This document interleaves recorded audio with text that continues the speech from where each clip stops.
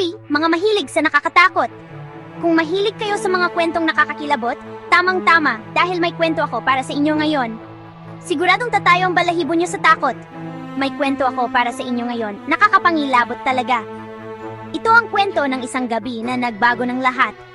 Isang gabi na natuklasan ko ang isang lihim na hindi ko inaasahan.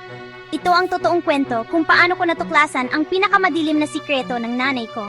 Isa siyang aswang. Hindi ko akalain na ang taong pinakamamahal ko ay may tinago palang lihim na ganito.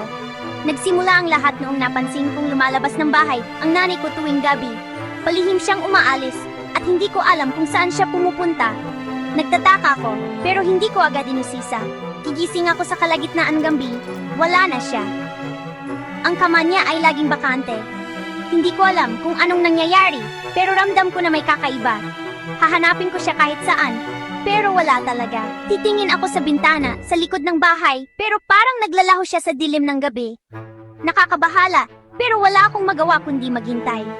Pagdating ng umaga, tatanungin ko siya kung saan siya galing, pero sasabihin niya lang, kumain ka na ng almusal mo. Parang wala lang sa kanya ang mga tanong ko.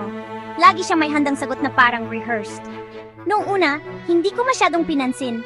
Akala ko, baka may ginagawa lang siyang importante. Pero habang tumatagal, mas lalo akong nagiging curious. Pero may napansin akong kakaiba.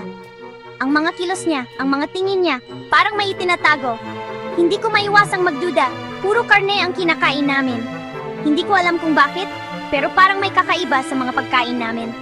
Laging may karne sa mesa, kahit anong oras ng araw. Kapag nandito si tatay, may gulay o isda kami. Pero kapag wala siya, puro karne na lang. Parang may pattern na hindi ko maintindihan. Pero ngayon nasa dagat si tatay, puro karne, karne, at karne na lang. Hindi ko alam kung bakit, pero parang may koneksyon ito sa mga gabi na nawawala si nanay.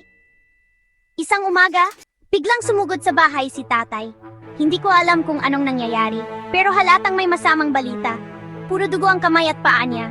Hindi ko alam kung saan galing ang dugo, pero halatang may nangyaring hindi maganda. Nakatayo lang si nanay, nakatitig, walang imik.